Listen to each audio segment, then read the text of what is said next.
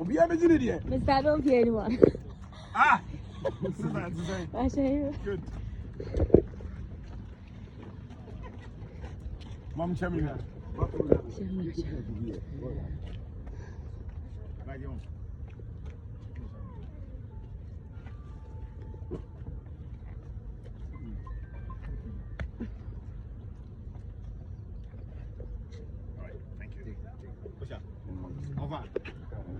Yes, sir.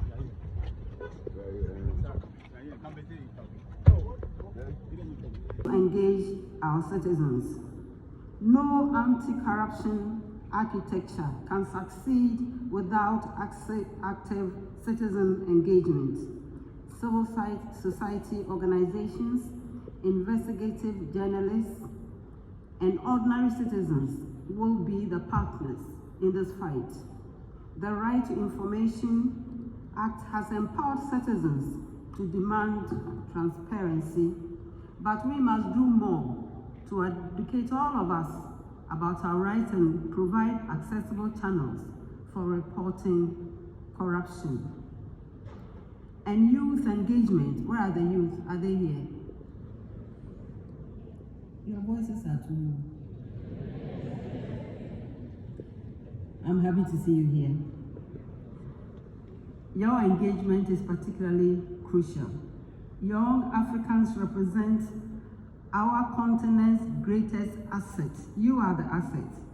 Your digital nativity offers opportunities to leverage technology for transparency and accountability. We must create platforms for meaningful youth participation in anti-corruption efforts, recognizing that you will inherit the systems we build today. I believe you heard me. Thank you.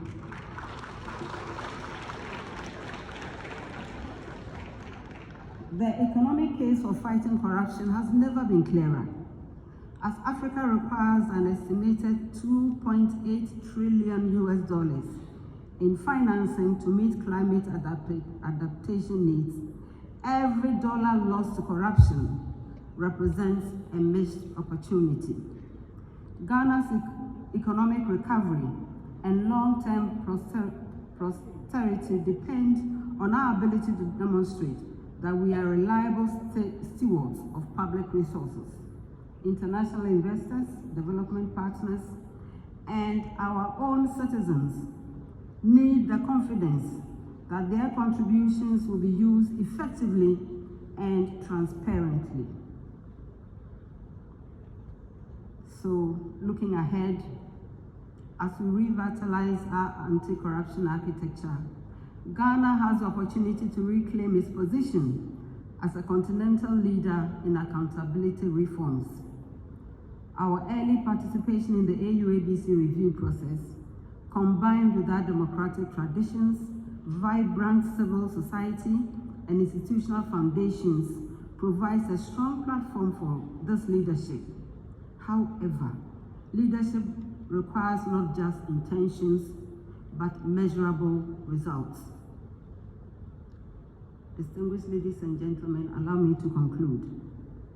The theme of revitalizing Africa's anti-corruption architecture acknowledges our achievements and shortcomings. It recognizes that building integrity systems is not a destination, but a continuous journey requiring constant renewal and adaptation. We must remember that corruption is not inevitable. It is a choice to prioritize personal gain over public good, short-term benefits over long-term development, and narrow interest over national progress. Equally, the fight against corruption is a choice to demand better from our leaders and from ourselves, and to build the Africa our children deserve. Let us recommit ourselves to this fight, to revitalize our institutions, strengthen our laws, empower our citizens, and work together across borders. And I like the across borders, because we know that our borders are artificial. and we need to work together. We need to work across borders to build an Africa that is truly prosperous and peaceful, driven by its own citizens and guided by the principles of integrity, transparency, and accountability. This is a journey we must continue. We know that together we will succeed. I want to thank you for your kind attention. Welcome everybody here. Consider yourselves very, very special. You know you are already. And at the same time, to especially welcome our relatives from outside our artificial borders, and to wish our Muslim relatives a very happy Eid. Revitalizing the anti-corruption architecture. Very important theme. We know that Ghana has long positioned herself as a pioneer in our continent's anti-corruption efforts. We were among the first of the nations to ratify the AU Convention on Preventing and Combating Corruption in 2007. And we demonstrated our early commitment to continental standards by submitting the first baseline report to the AU ABC. Our anti-corruption architecture is built on solid foundations. We have the 1992 Constitution and comprehensive legislation, including the Criminal Offences Act, Whistleblowers Act of 2006, the Right to Information Act of 2019, and the establishment of the Office of the Special Prosecutor in 2017. Our engagement with the AU-ABC review process exemplifies our commitment to continental accountability standards, which we take very, very seriously.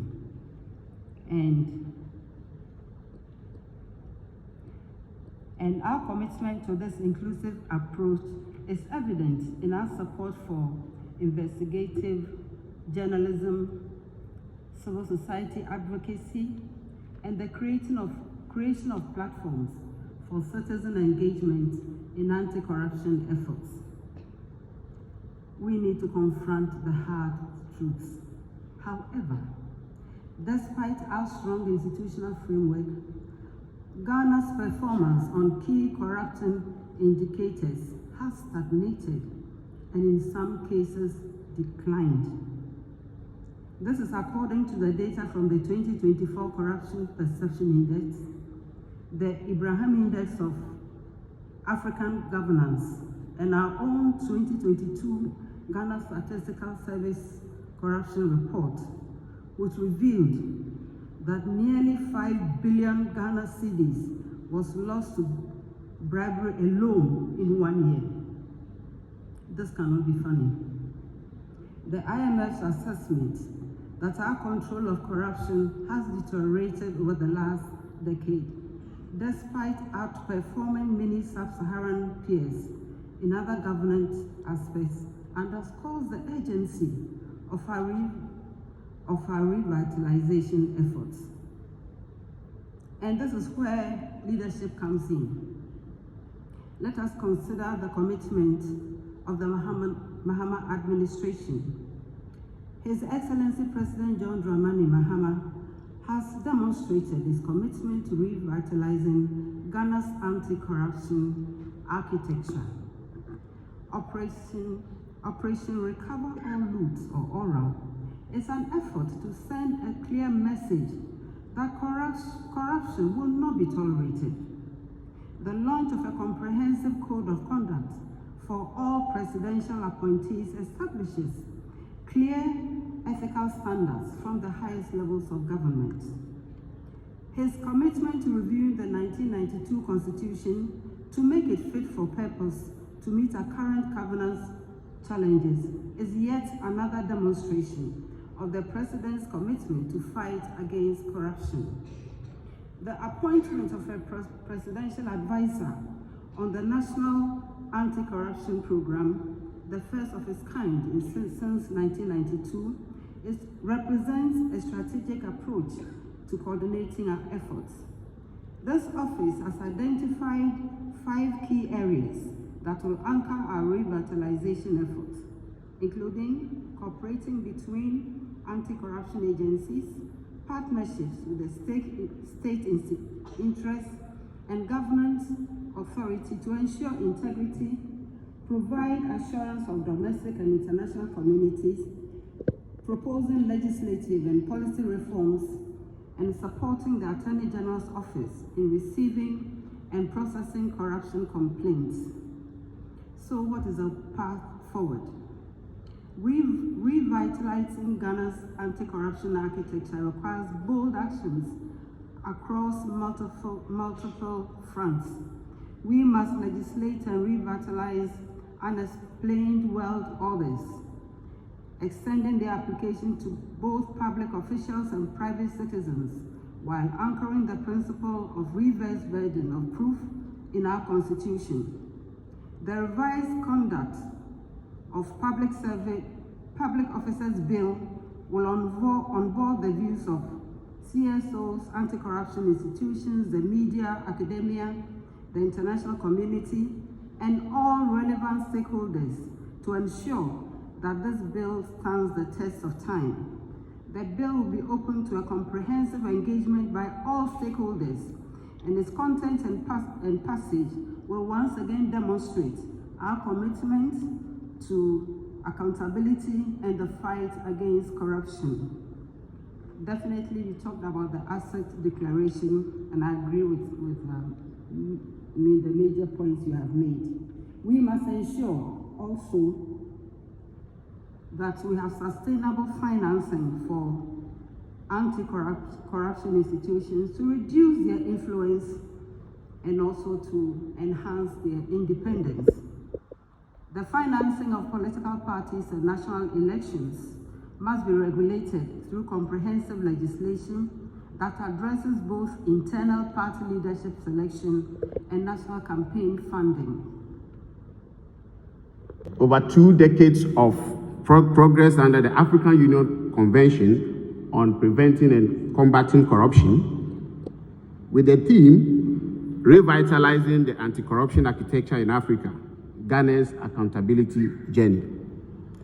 This theme speaks directly to the constitutional imperative of building a just, accountable, and transparent society, an obligation which we owe not only to the people of Ghana, but to the entire continent of Africa.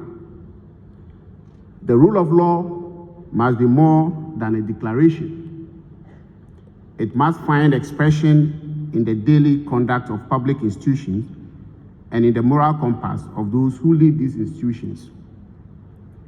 Ghana's commitment to combating corruption is not performative.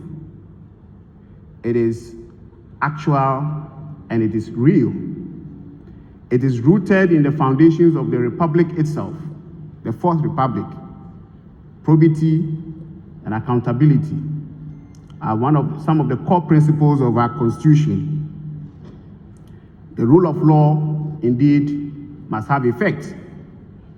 Ghana's commitment in combating corruption is as important and is as vital as to any aspect of our life. One thing that we all know is that leadership matters.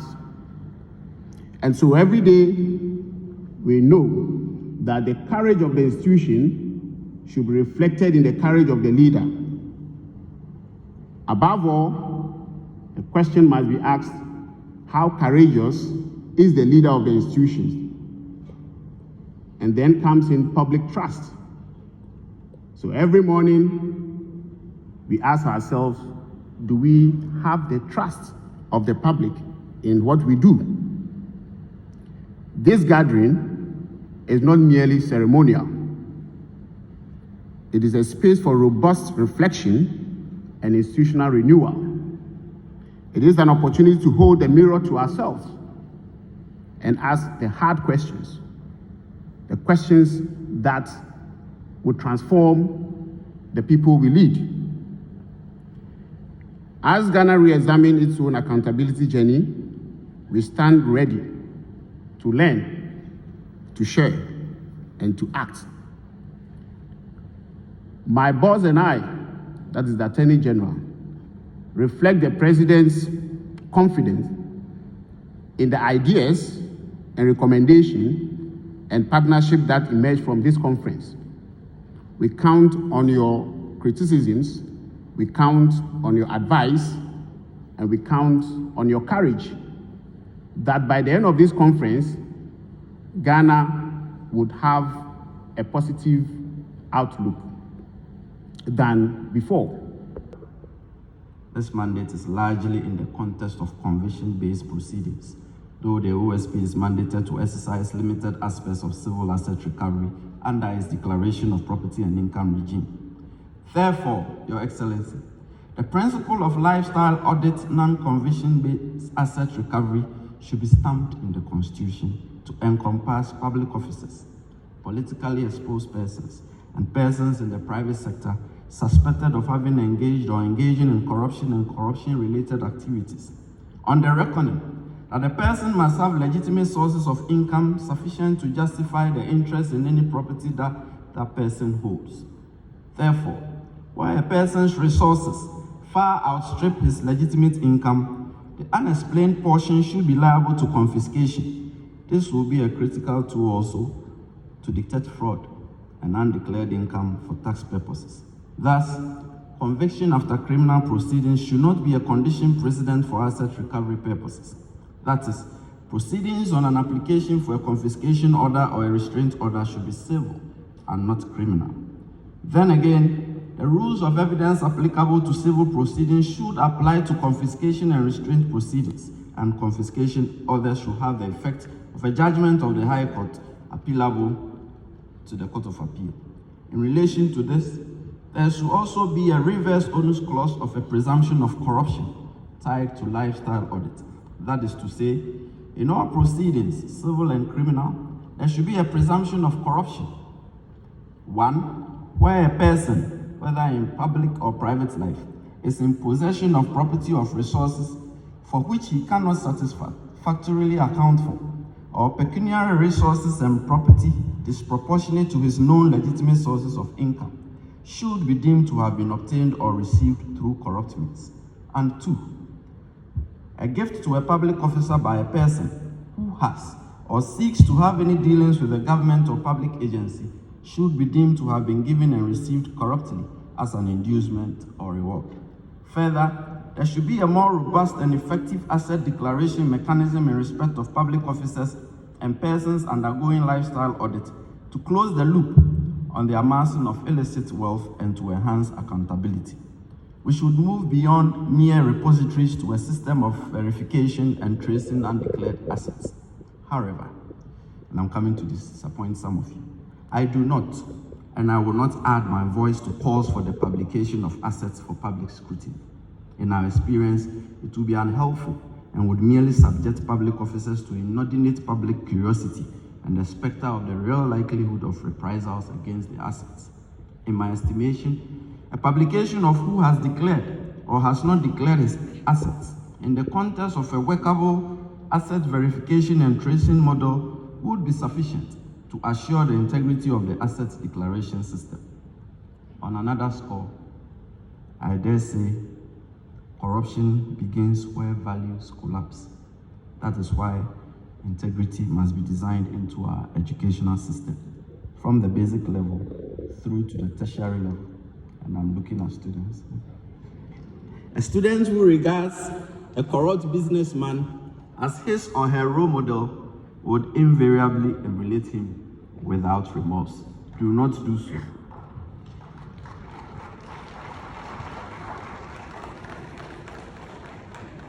Thank you. A society in which the youth adore and celebrate ill wealth would only reap, get rich, corrupt, and fraudulent practices. I cannot state all that is on my mind on our accountability journey at this stage, Your Excellency, except to say that we must strive to change the narrative and fashion our own course and course by keeping the glimmer on the horizon glowing until the light beckons closer and shines overhead in a just and prosperous trajectory. Let me try and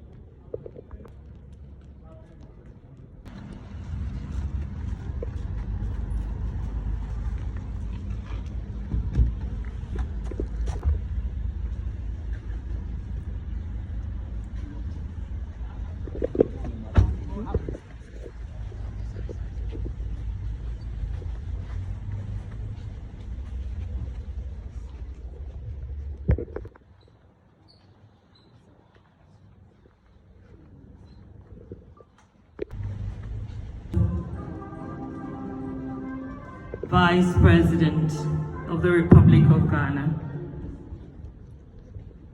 the first of her kind.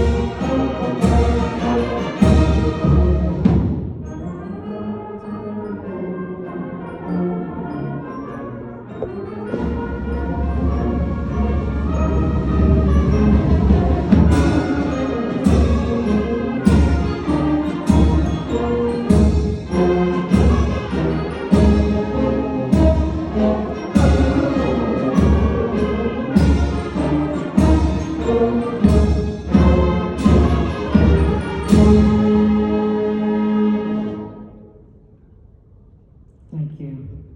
Shall we please be seated? Thank you so much. For most of us,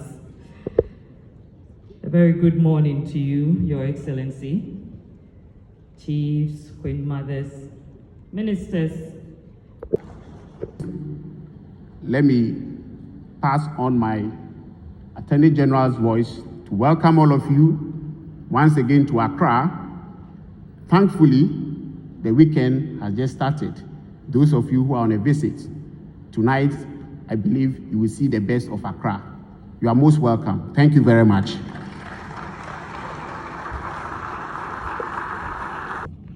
Thank you, Honorable Deputy Attorney General and Minister for Justice. As you can see on the program, we are taking remarks from very significant persons who are at the forefront of driving the anti-corruption. Improved public-private sector and civil society coordination, strengthened institutional integrity and reputation, capacity building and technical assistance, and finally, harmonized regulatory standards.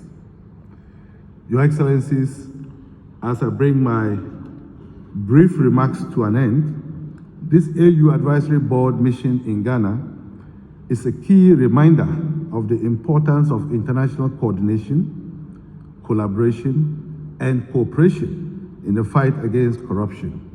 I have no doubt in my mind that the feedback from the AU-ABC on Ghana's review mission would spur us on to achieve greater heights in our anti-corruption journey. In an emerging digital world where young minds matter and where corruption is becoming more and more complex, we need to constantly remind ourselves that no one can do it alone. Together we fight, and together we win. I thank you.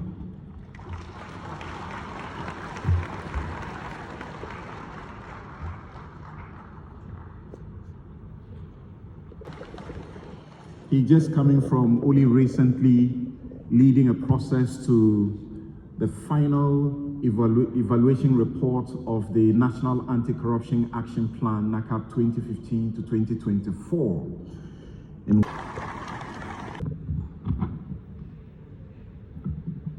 Your Excellency, the Vice President of the Republic of Ghana, Professor Jane Naana, the representative of the Chair of the African Union Advisory Board Against Corruption, and the board members, the Deputy Attorney General, Dr. Justice Remsai, my former student in whom I'm well pleased. I had to do that. Other honorable ministers present, Presidential Advisor on Anti-Corruption, Professor Dodu, development partners, heads of institutions, civil society actors, pressmen and women, ladies and gentlemen. We are united by a shared resolve to build accountable, just, and corruption-resilient societies across our continent. The theme, revitalizing the anti-corruption architecture in Africa, Ghana's accountability journey, reminds me of the troubling refrains I hear echoing across boardrooms, markets, classrooms, and social media alike. The more laws we pass, the more people steal, and nothing happens. It is not uncommon to hear citizens ask, why can't I also make money illegally? After all, what will happen?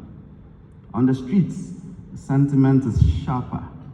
The law only catches the small fishes. The big men always walk free. Your Excellency, this is not cynicism. It is our reality that many have come to accept.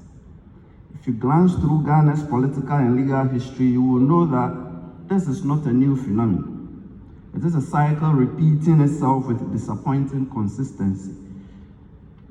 That is the imperfect architecture we are here gathered to confront and to rebuild with better clarity by design and renewed political courage. There is an old Negro spiritual which probably captures the vicissitudes of the fight against corruption in our accountability journey. It goes like this.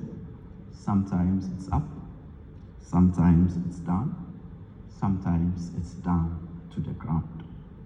Our anti-corruption drive has been pockmarked by ups, downs, and sometimes downright downs. We begin by collectively acknowledging that we must fight corruption. That lights a glimmer on the horizon, accompanied by copious fanfare. On that ground, we commence the exercise of demanding and assuring accountability with righteous excitement and sometimes indignation. Each surge in corruption has been met with varied responses, from coup d'etat to commissions of inquiry that generated countless reports, most of which were eventually forgotten. Even during our 4 republics, under what is termed the rule of law, the relentless cycle was and is ever present. History repeats itself. Our positions on corruption perception indices remain firm within the average region. Then the reality of the enormity of the grimness of the human condition of repelling accountability sets in. That is, No one cheerfully welcomes scrutiny. Each of us privately hopes he or she will not be accountable for their actions. On that account, and as the pushback against accountability swells, we, somewhat overwhelmed, approach the enterprise of the fight against corruption half-heartedly. Then, by way of aggression, greed and individual interest starts eroding our efforts as rules are set aside and corruption permeates through. A glimmer on the horizon dims. Then we commence the process all over again. My recall of this reflection is not in the least intended to sound despair. It is aimed at awakening in us a renewed purpose to revitalize the anti-corruption architecture. For it is to our collective credit that when, by our own actions, the glimmer on the horizon dims, we have sought to rekindle it to a glow, even if dull, by not folding up, by not rolling over. Our restorative actions tell in us that deep down we abhor corruption, even when we paradoxically resign ourselves to some forms of corruption. And though our systems of fighting corruption may not be perfect, yet we keep retooling and reshaping them in the hope of fitting them to suit our purposes. It is as if we keep harming in our spirits a more melodious and less lamentatious version of that old Negro spiritual I alluded to signify hopefulness. Thus, we have embarked on our accountability journey throughout our quest of forging decent existence for ourselves. In our traditional setup, we hold high the principles of accountable stewardship. They are written all over our chieftaincy institutions and extended family systems. In statehood, they abound. And whenever we have reckoned that governance, in whichever form, did not reflect our ideals and aspirations and did not represent us, we have repudiated it firmly.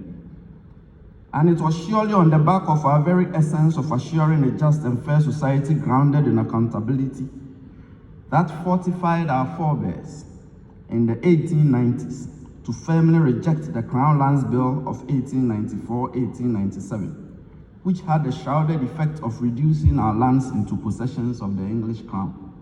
Indeed, the anti-colonial organization formed by our people, Aborigines Rights Protection Society, sent a delegation from our then Gold Coast to London to drive home a point with success. Our argument was simple. There are no ownerless lands here. Every inch of our land is tied in with the soul, culture, and religion of our people. Therefore, our land could not be held to be anyone's possessions. If you desired a parcel of land, you negotiated for it. If the colonial government acquired land, it ought to pay compensation to the owners. Thus, the principle was firmly established at Westminster that in our then Gold Coast, native law will remain and prevail with regard to the devolution of land.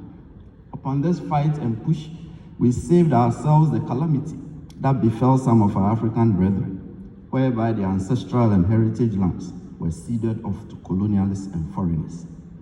We kept the torch up so our lighters would not dim. And so in 1948, our outright repudiation of high-handed and unaccountable governance and grand corruption through boycotts of European and Asian goods and a 5-day countrywide rout following the clearly unjustifiable and inexcusable killing of peaceful protesting ex-servicemen by a white police superintendent, forcefully imprinted on the minds of the colonialists that our then Gold Coast, which had been touted as a model colony, was slipping away irreversibly.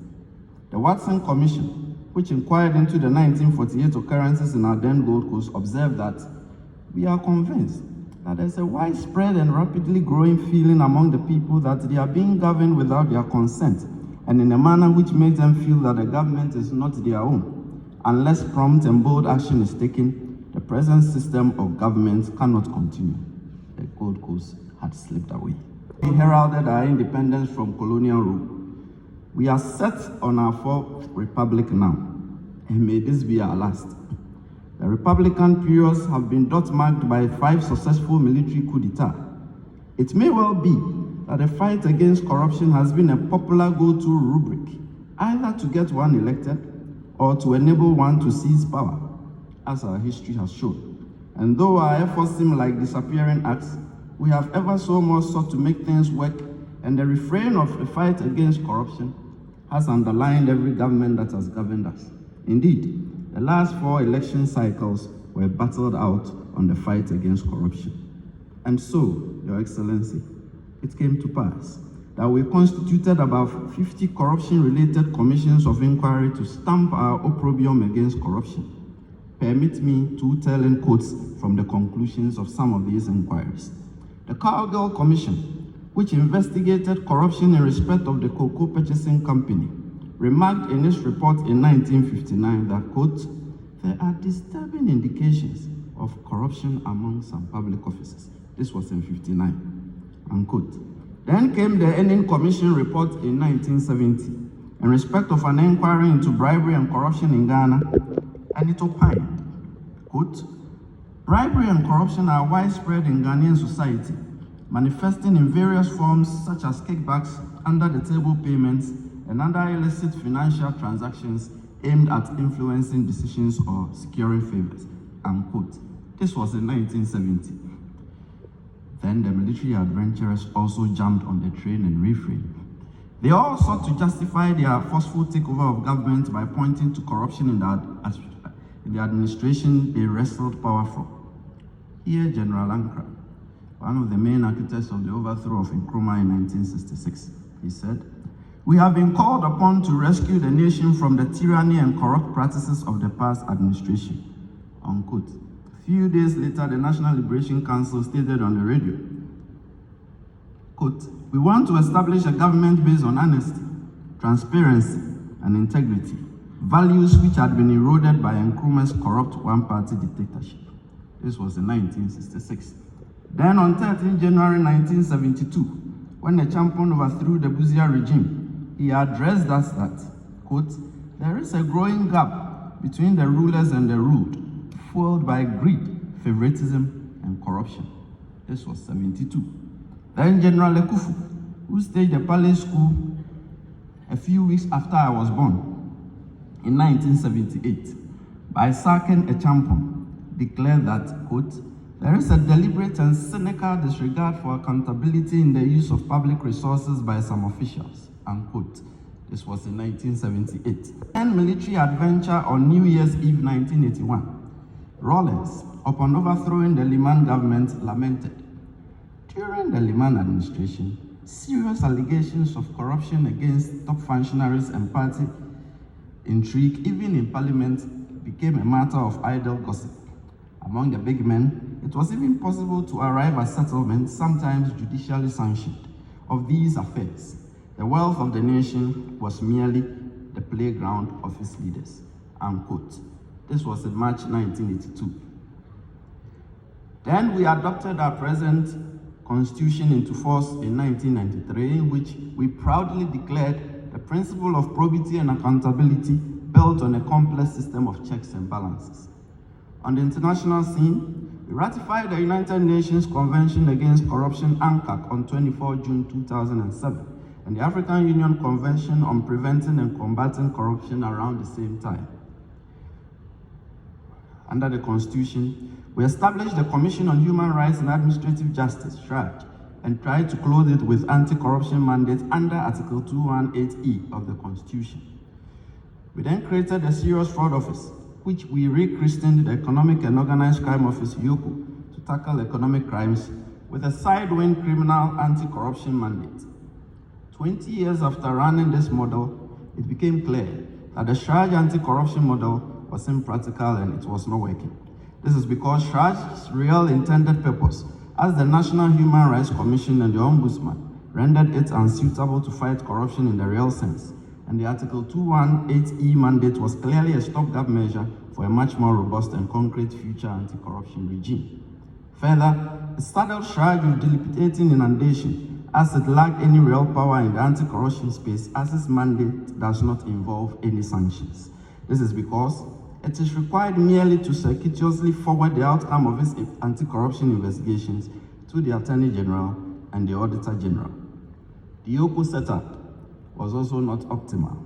This was mainly because YOCO is an agency under the Attorney General's Department, and is invariably able only to institute criminal proceedings on the say-so of the Attorney General. This rendered it incapable of tackling corruption, especially regarding political actors and politically exposed persons. The need for an independent institution with an effective and all-encompassing anti-corruption mandate became increasingly pronounced, especially during the institution of the National Anti-Corruption Action Plan, NACAP, in 2014.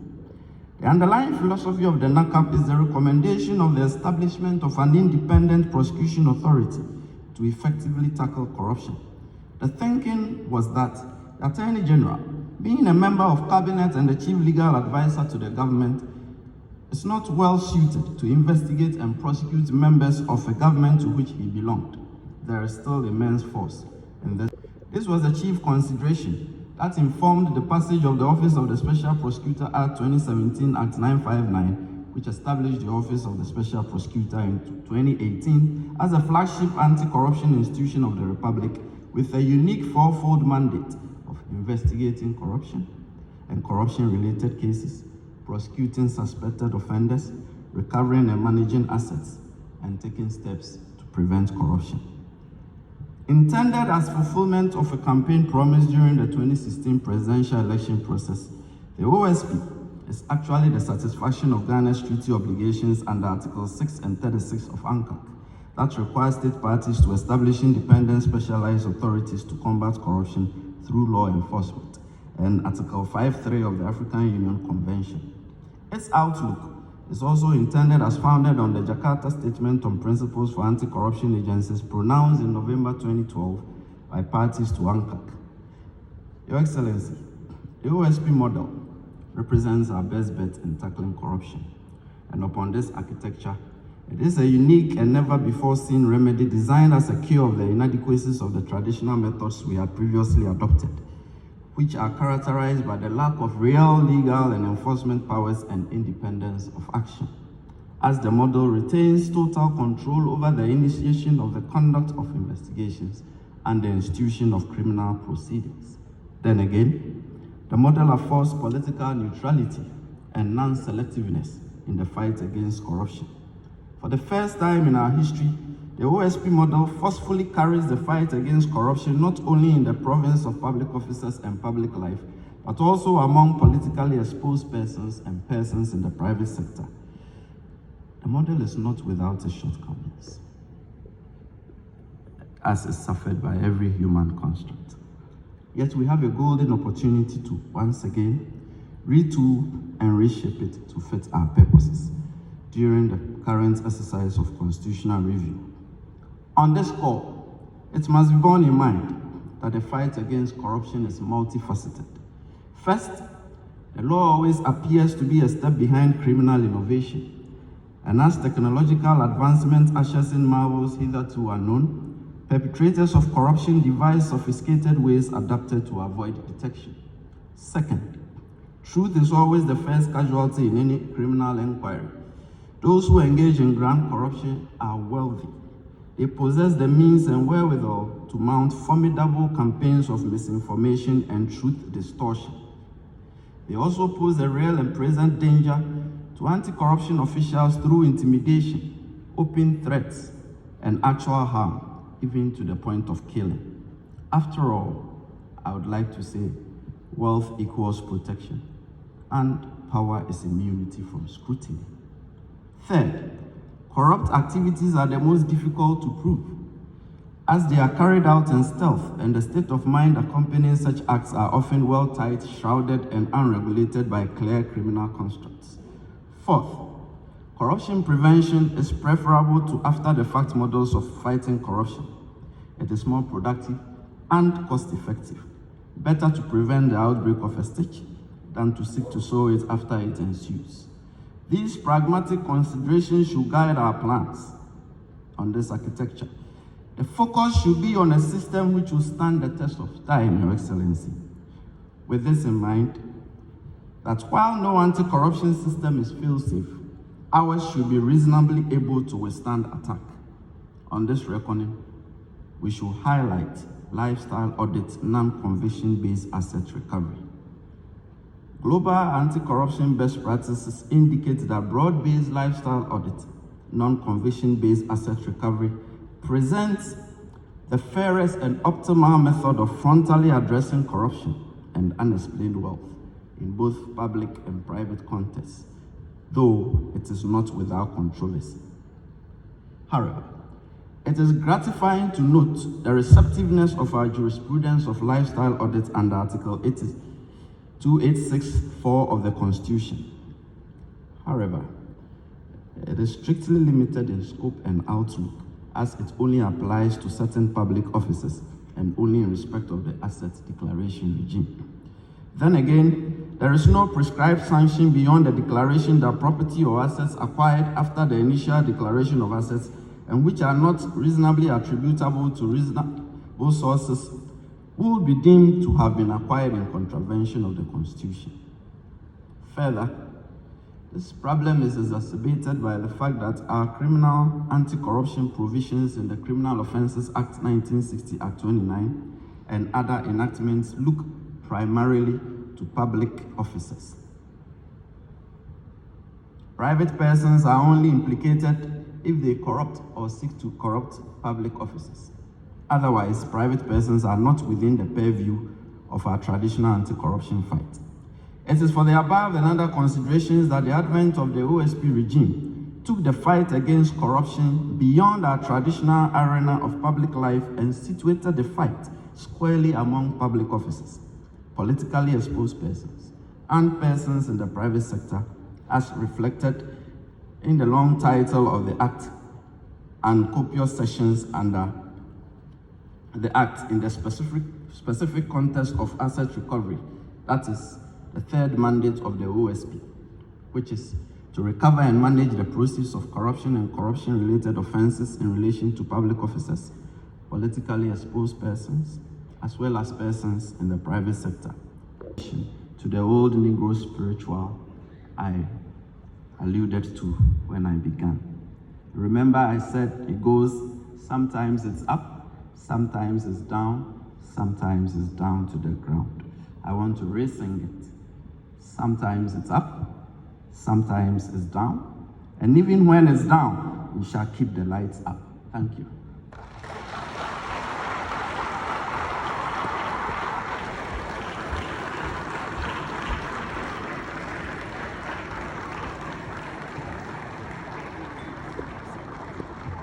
Thank you. He was just telling me I'm on the wanted list. I'm ready to join the team, yes.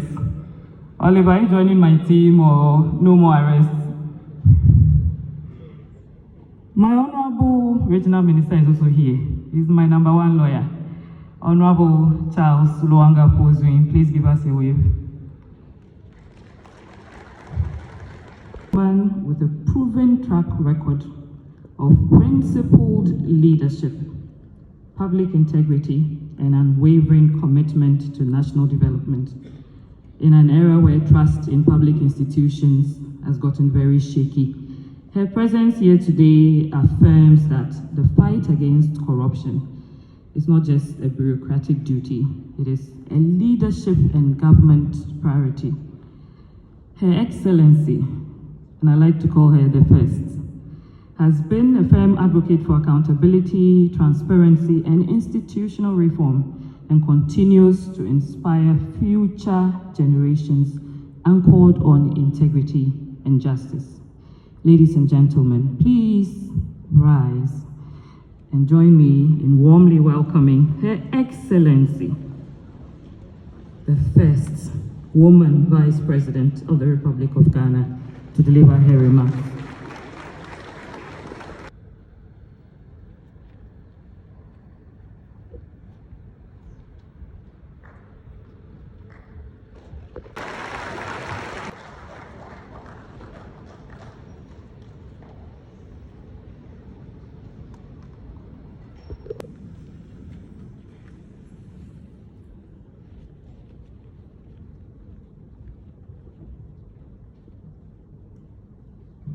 Thank you so much, Your Excellency.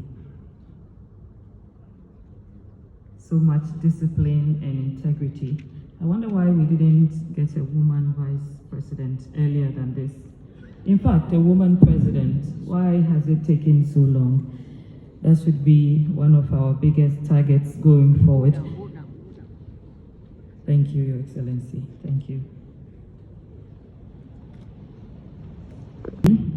Please give us we didn't see it.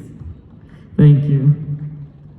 Madam Margaret Sansei, Ghana Enterprises Agency.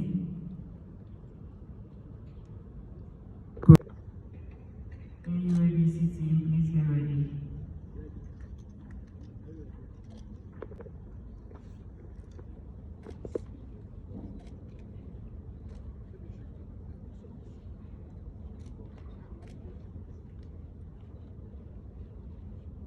Anti-corruption institution.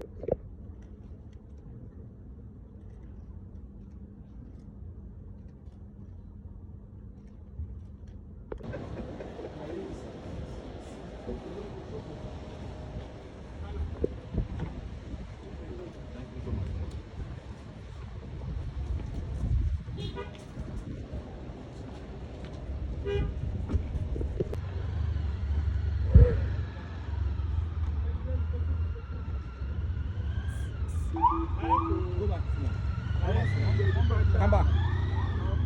Oh, daily, baby, I got no car.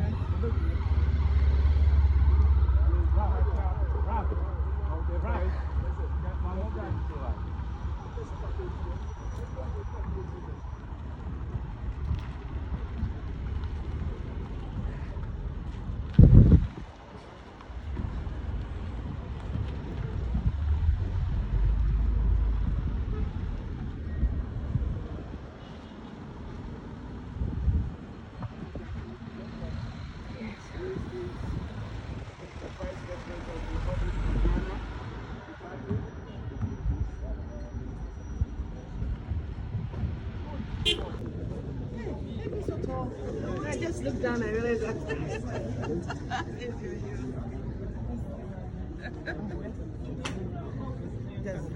It's so bad.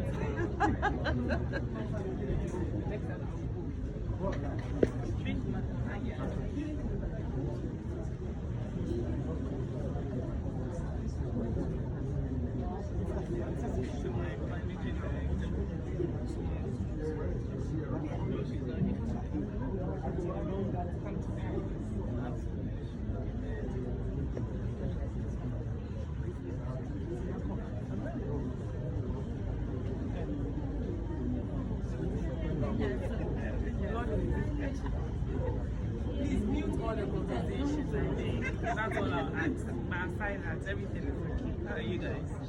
Everybody is fine. We miss you. I miss you guys too. Tina,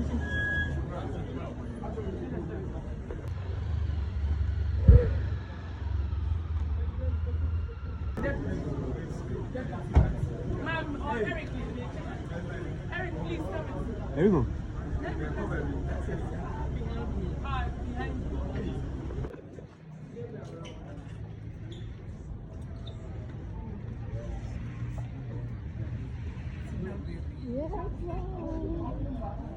Use your car. Yes. Thank you. Yeah. Okay.